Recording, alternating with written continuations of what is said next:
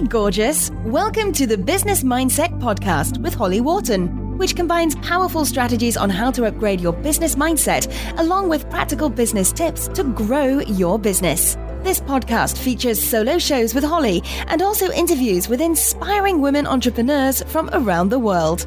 Thank you so much for joining us today. And now, here's your host, Holly Wharton. Hello and welcome to the Business Mindset Podcast, episode 142. This is your host, Holly Wharton, and I'm back with another fabulous episode with my co-host that comes around every once in a while, Joe Casey. So as you may know from previous episodes, about once a month, we're doing a special co-hosted episode where we talk about fun business things. So today on this episode, we're going to talk about how to go from one-to-one coaching to online programs. And this is something that both Joe and I have done in the past on more than one occasion. So what are we going to talk about this week? We're going to talk about when is the right time for you to create your first course, the quickest way to the outcome that your clients need and want, how to understand what your clients really need and want, difference between features and benefits, the one question you need to ask yourself when writing sales copy for an online program, how to know if your audience is big enough to launch a course, how to know if you really want to do a program, because just because other people are doing it doesn't mean that you have to do it. Should you create an online program on your own, or should you partner up with someone else?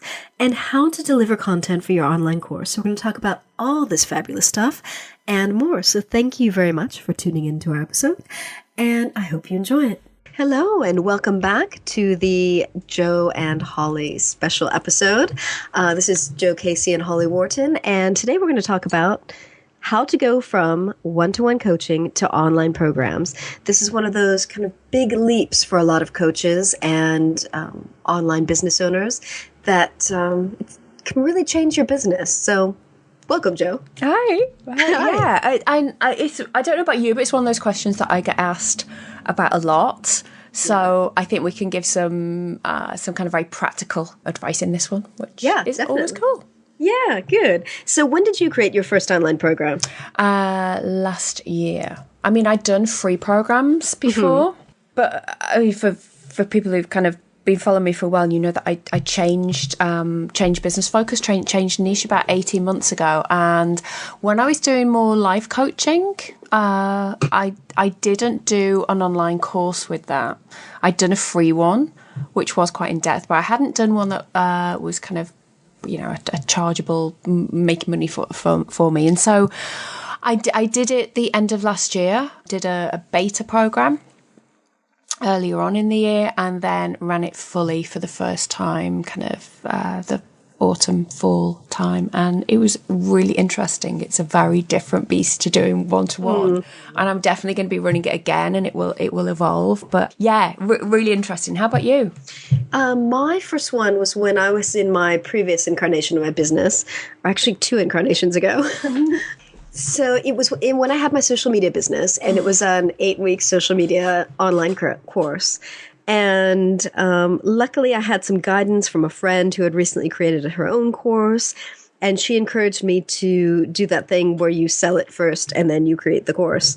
And that worked really, really well for me, because it gave me the confidence that people wanted what I was creating because they'd already paid for it and signed up for it. And it also gave me the motivation to get it done every week. And the fact that I was actually creating it as I went through it with this particular group of people, because I was doing it live, helped me tailor the course to exactly what their needs were, which was good because they were very much a representative group of the kind of people who would have taken the course. So it was really, really useful to get that feedback week to week and really get clear on exactly what their level was and what I needed to focus on for them. So I think it was much more effective than it would have been if I had just said, this is what you need, and created it. That's interesting. I can remember you doing that. I can remember you running that course, and we were chatting at one point. You said, "No, I have to go because I have to. I'm planning on putting this additional stuff into my program." And I was like, "Oh my god, that sounds so scary, so stressful." But it gave that element of it being dynamic, and I love the idea of responding to what your participants need, which is something that I found very much when I was running mine both the first and the second time, and then again kind of going forward. So I don't know, I guess when you're at the level of running something like B School, that doesn't evolve, but I know that Marie does put lots of different stuff into it, and it does get refined and changed every year. So does it? I believe so, yeah. I think there is sometimes this perception that you create it once and then you never have to change it again, and I don't think that's the reality of it. Yeah, no, I don't think so either. I mean, I think if you leave it kind of stagnant, I don't know, I kind of feel like you need to kind of update it, add energy to it every once in a while. And I think particularly with something like hard skills like business or obviously social media, which is constantly changing, you do need to update that because tools change, things change. You know, maybe with the more life coaching kind of things, you don't need to update it as often because it's kind of practical skills and theories and things that are always going to be useful. Yeah, and I think also what works from year to year changes. Yes. So, if you take social media for an example, what was working 2 years ago in social media as an effective strategy probably will be totally different to now. Yes. Similar in, I think, kind of services marketing and, the industry changes. But that's interesting because I hear what you're saying about the subject may stay the same, even if it's, something like a life skill. But I like that idea that you have to kind of put fresh energy into it each time. I think there's something in that about like keeping it alive. If that doesn't sound a bit too woo. No, well, I'm very woo, so of course I'm not going to. Yeah, I really, really like that. Like, I've just created a new online program that I've not really launched yet. I've kind of given my list an opportunity to join, but I haven't really put it out there in a bigger way. But it's a home study course. It's not going to be run live. And that's a very different dynamic. So I'm really still kind of getting the feel for how that's going to work. And it may need to be updated in some way, or I may need to add Q&As or I don't know. Obviously, there's going to be a private Facebook group where, I'll explore the stuff. But I completely changed how I created this course because in the past when I did two kind of versions of my social media course. And both times, but particularly the second time, I felt this compulsion to over-deliver.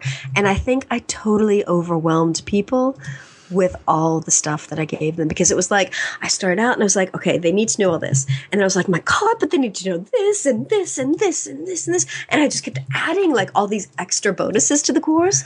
Poor people that were on my program. They just had so much information. So I think this time I tried to really streamline it, keep it simple. It's an intensive course. It's 4 weeks instead of 8, super short videos because who has time to sit through like an hour and a half video?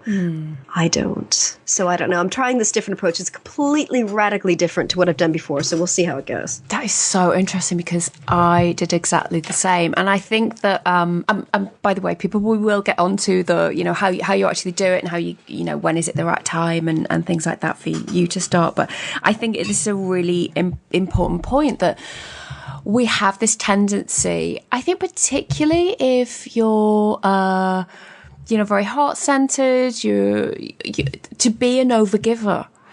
Yeah. And whilst that's not great for your own energy, that's also not giving the best thing for the people in your course. Because one of the things that I found when I did mine, first of all, is I did it over 5 weeks.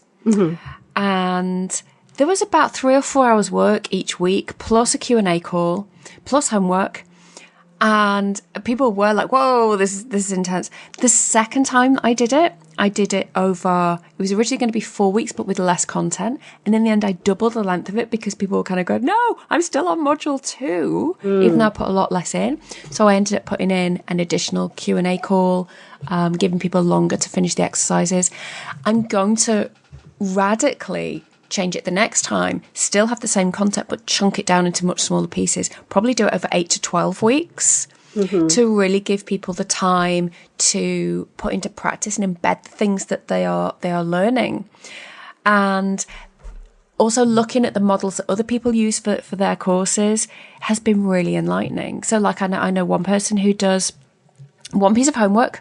She gives out one prompt on the same day each week, and then you have to come to the Q&A call having done that homework, and that's the only thing that you do, and it's something that takes maybe 30 minutes for people to do. And and this is quite a premium level course that is being run. And that kind of made me think, wow, first of all, I thought, wow, she's barely doing any work. She sends out this one thing, then has this 1 hour Q&A call. And then I thought, but no, actually, if people are getting the real value out of that because there's a deadline, they have to have done it if they want to get the value out of the course. So there's an impetus there. There's not too much that's going to overwhelm people. And remember that the point of a lot of the online courses, particularly within coaching or within, having an online business, is to get people to take action. What people aren't starved of information these days. What they're starved of is knowing what action to take and when. So if you can pare that down for people and take them step by step, the quickest way possible to the outcome that they want, I think that's when you get the most effective type of group program. Yes, I think that's a really, really good point to make. There's so much information out there, and you can either organize it into a course and overwhelm people like I did, or you can just make it, help them get the results. Because obviously, if you're creating an online course, you need to be really, really clear about the results that your clients need to get and will get from the program. So it theoretically should be easy to just kind of pare everything down and tailor just the most important stuff towards that. And I think that kind of brings us on to maybe for me, which is the first step, because one of the questions that I get asked quite often from relatively new coaches, they've seen David Siteman Garland or they've seen somebody who's they're in the business of selling online courses, and they'll say, I want to create a course. And for me, the most crucial part is you need to create a course that you know that your audience are going to want. And so for that, you have to really understand your audience. Now, that doesn't necessarily mean that you have to have spent 12 months researching and coaching and working with them and really understanding their pain points. But you do have to have that deep understanding of them. And I think too often people design a course almost based on thinking what people will want rather than what they actually want. Yeah. And then there's the other issue of designing the course or selling them the course at what they want and giving them what they need. So that's also kind of, that's really tricky, because sometimes people don't know what they need, so they might not buy something even though they need it. Yeah.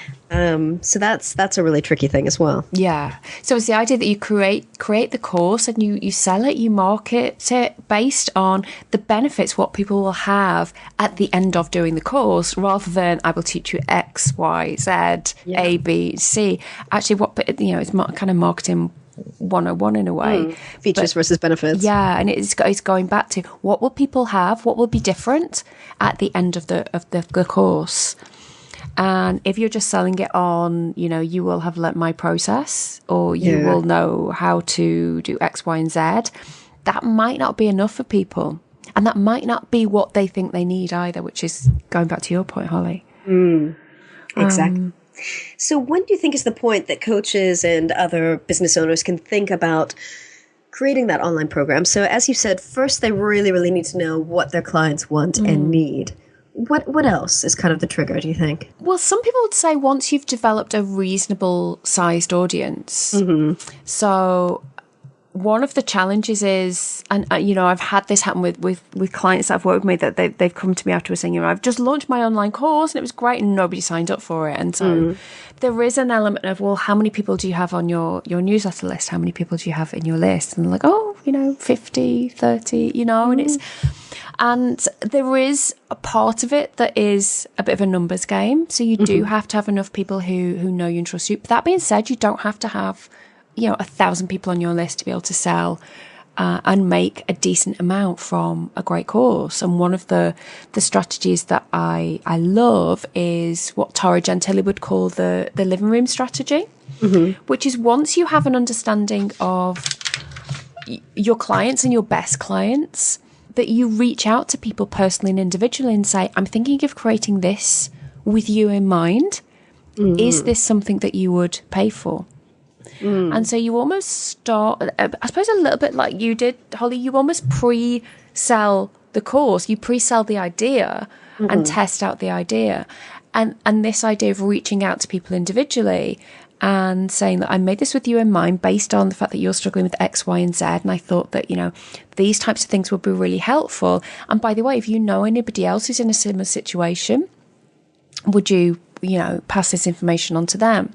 And you set up almost a beta group of people who are going to test it out. But you don't do it for free. You charge them a lower amount than you would do normally to test out whether this idea has legs, and that the people are getting great value, because you're saying, well, normally this would retail at $9.97 or $4.97 or $2.97 or whatever, but you get to have this for X amount because it's not a fully formed course yet.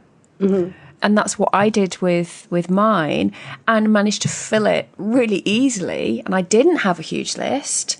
And a lot of the people in the list that I did have were left over from my old incarnation when I was doing much more live coaching. So they weren't necessarily my ideal clients. In fact, I lost, in the end, I ended up killing 60% of my list last year, because they were people who hadn't opened any of my emails in, many months. And you can go through, and it's always good to do a bit of a cleanse on your list, but that was a lot of people. So my list suddenly was really, really small.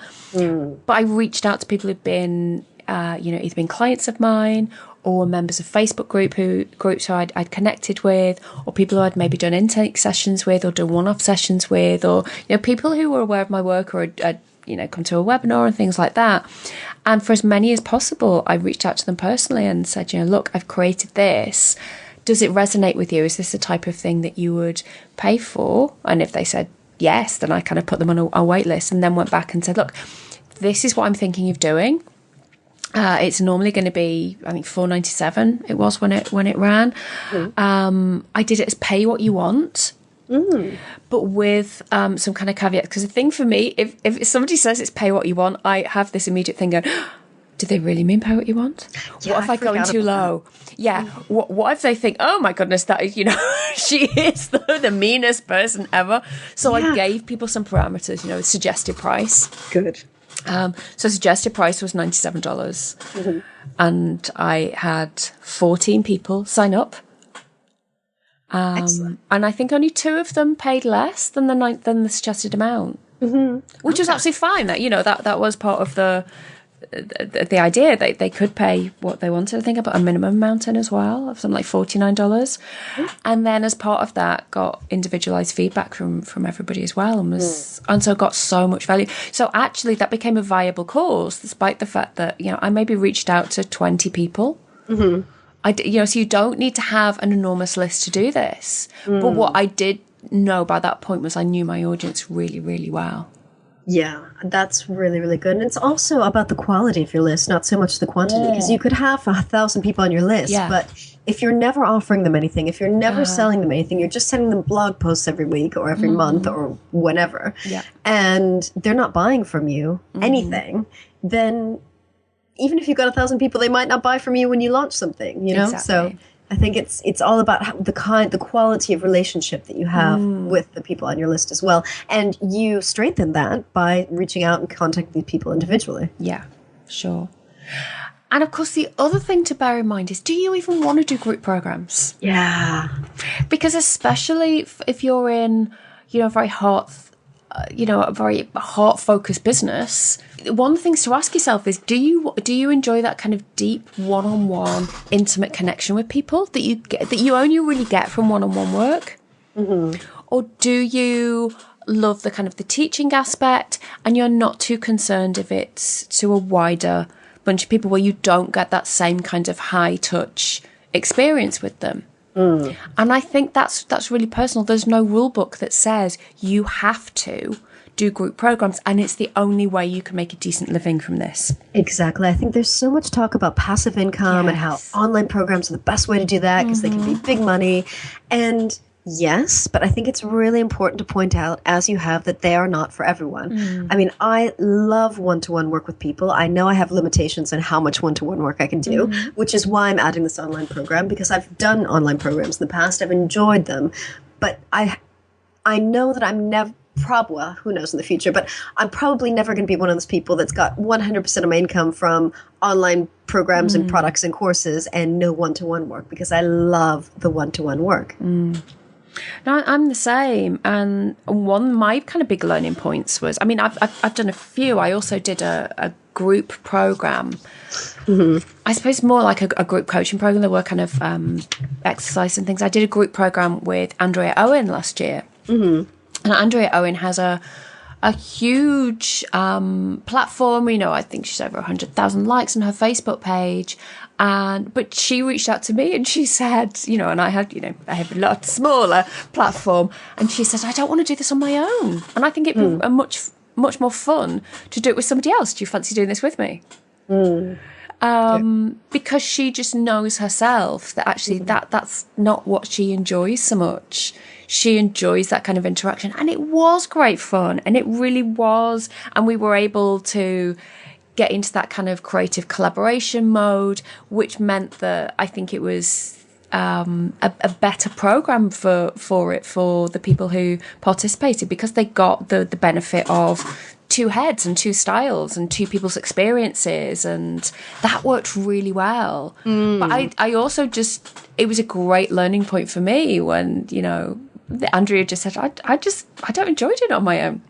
I think that's a really good point, because you can have a totally different dynamic by adding someone else with complementary energy, skills, knowledge, style.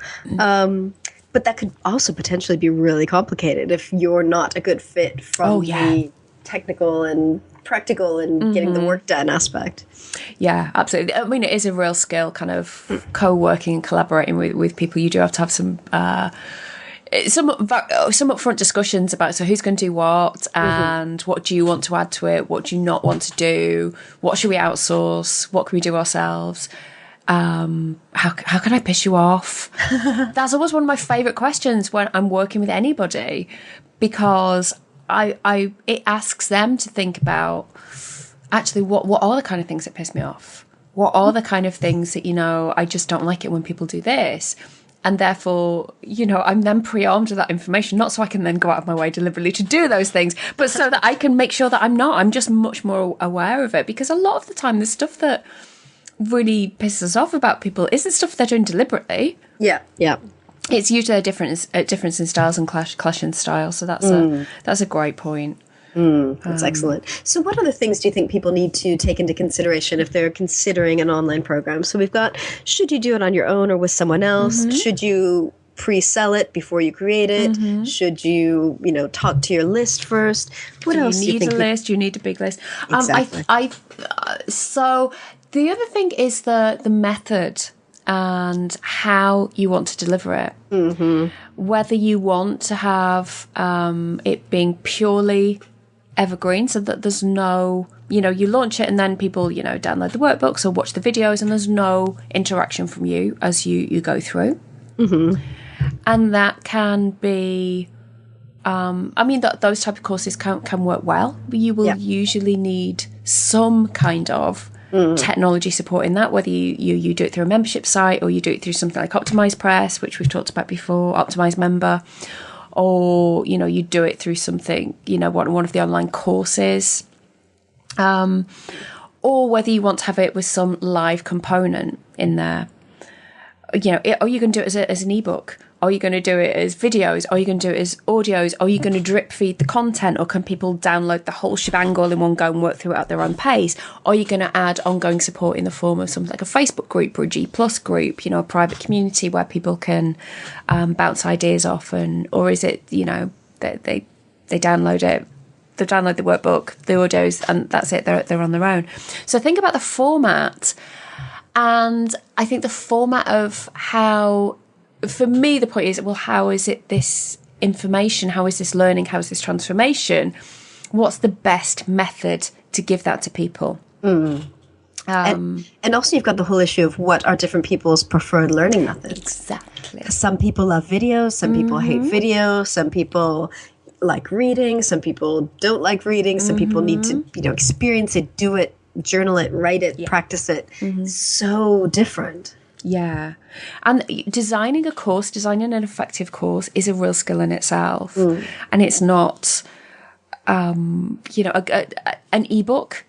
I don't know about you, Holly, but I have enrolled for courses and basically it's an ebook that they've just split into parts. And with the best will in the world, that is not a great learning experience for anybody. That's usually more information. Maybe there's some exercise in there, but that is not a great learning experience. And by that, I don't mean it's just not a very enjoyable learning experience, but the two do tend to go together. It's not very effective, as in, the very basic thing is, can this person do something different as a result of doing this course? Yeah. Do they know something different as a result of doing this course? Will their behaviour be changed? Will they have better results, different results? Otherwise, you are doing it an ebook and you're dressing it up and calling it a course. And I think that's something else to be aware of. So just because you kind of think, I've got all of this information, that doesn't necessarily make for a useful course. And the thing is that, well, you may say, okay, well, that it's really solid information. People have learnt a lot from it. But if people aren't able to apply it afterwards, then for them, it's not been that useful because there's a real important piece missing. And also that will then be reflected on the type of testimonials that people give, the type of feedback that people give, and whether you generate some good word of mouth about it. Exactly. Because if people aren't enjoying the course, or if they didn't get anything out of it, they're going to talk about it. I mean, I've had many conversations with people about different online courses, and I've had people approach me because they know I've done particular online courses and they want to talk to me about it before they invest. So people talk. Yeah, for sure. And so it's understanding, I think, the difference between just giving people lots of information and helping them to learn. I mean, and I'm kind of lucky because that was my background. My background was learning and development, but that's something that I think for a lot of people is a bit of a mystery. How do you do that? How do you help people? And if you're not a natural teacher, then there are courses out there that you can go and will teach you how to do that, how to structure information so that people can learn from it, so that people can put things into action, so that you can test whether people have learned from it and things like that. And again, it goes back to the idea that just because you have all this information, or just because it's the done thing after a while, and people say, oh, you've been doing this for a while, you should put together a course, doesn't necessarily mean that you should, or that you should just, write out everything that you know, and bingo, you've got a course. There is more to it than that. And I think as the online world becomes more competitive in a way, because it has to be, and the standards are raised, then you want to be on the right side of that. Exactly. And if you do have a ton of content and you're not sure if it's right for a course, you can always write a book, which is another amazing thing that you can do for your business. And it's, great at attracting people and, raising your profile and all that. So there are different formats that you can take this content and recycle it into. Yeah, absolutely. Absolutely. So we've already been talking for 25 minutes, I notice. I was just going to say, we need to kind of wrap it up and sum things up. And, So what else do we need to cover? Is there anything obvious that we're really missing on this? The first thing that popped in my head when you said that was pricing, but that's a whole other conversation, is how to price your stuff. Yeah. Yeah, we could do a whole episode on that. Exactly. So yeah, I mean, I think we've covered a lot of things. It's not for everyone. Just because everyone's doing it doesn't mean that you have to do it. And think about it before you plan this thing, and definitely do your research before you go into creating a massive monster. Yeah, absolutely. And less is generally more when it comes to designing a course. Yes. And just because, B School might be launching at the moment, you're mentally doing the maths of how much must have gone into B School and things.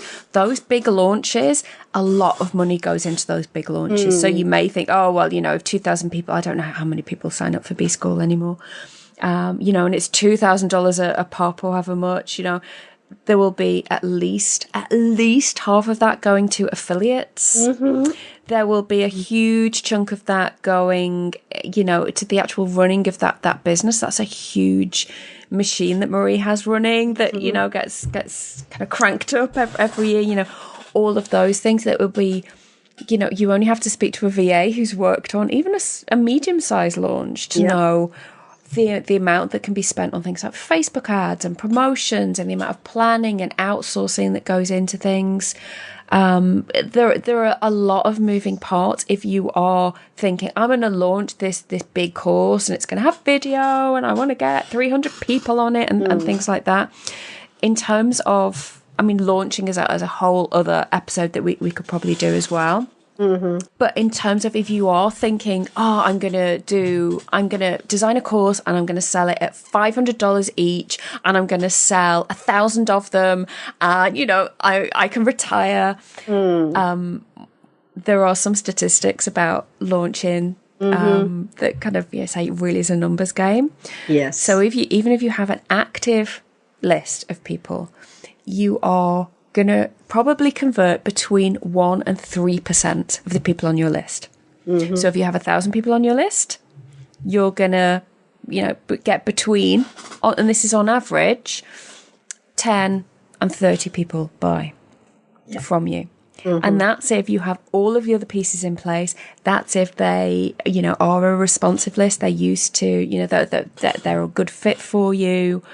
You're communicating with them regularly and all of those things. And I don't say that to depress you, because when I first heard that statistic, I thought, we may as well give up and go home now.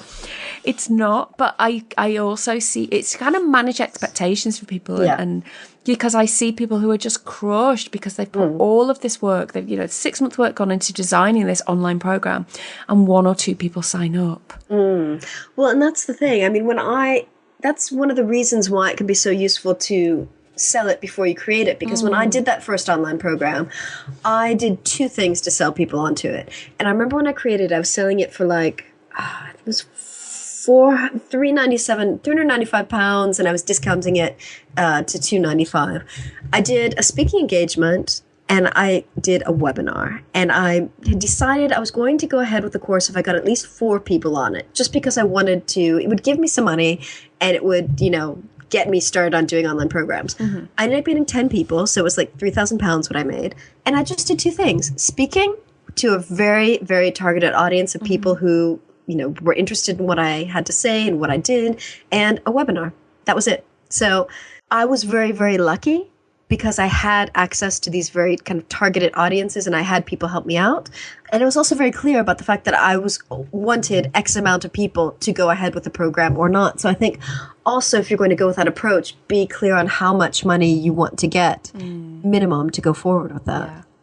Yeah. And how will you handle it if you do only get 2 or 3 people? Exactly. Because it's perfectly possible to, you don't have to crawl into the hole and just go, how can I possibly face them and tell them? I've had that happen to me when I tried to launch something and, 3 people bought. So I went back and, offered to work with them one-on-one for the same price, and they were thrilled. Absolutely thrilled. They became massive advocates for the program when I then launched it with a bit more time and once I knew a bit more about kind of launching and how long a lead time you need to be able to generate some interest. The next time I ran it sold out, but that was because in no small part because I had those people who were going out and kind of I think one of them signed up like 3 friends to it because she'd had a really great experience and I'd worked through the same material. So it's certainly not a disaster.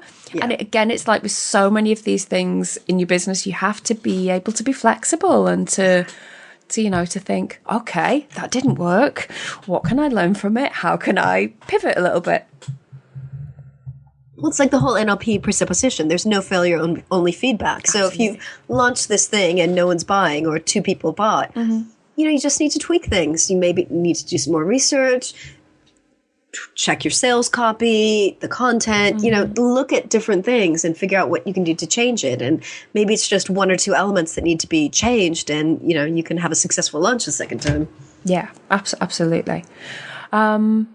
Okay. Anything else that you want to add? Anything burning that you're thinking, we didn't mention this? No, I think that's it. I think we've covered a lot of different things and hopefully given people some food for thought as to whether or not online programs are right for them and whether this is the right time for them to start planning.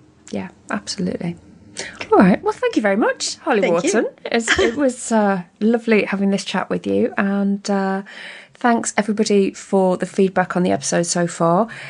As usual, if you've got any burning questions or anything that you want to ask us about, please contact us, joe@joecasey.com or holly@readytobloom.com. And we will speak to you soon. Great. Thank you for listening. And remember to visit hollywharton.com/142 for the show notes on this episode. Thank you.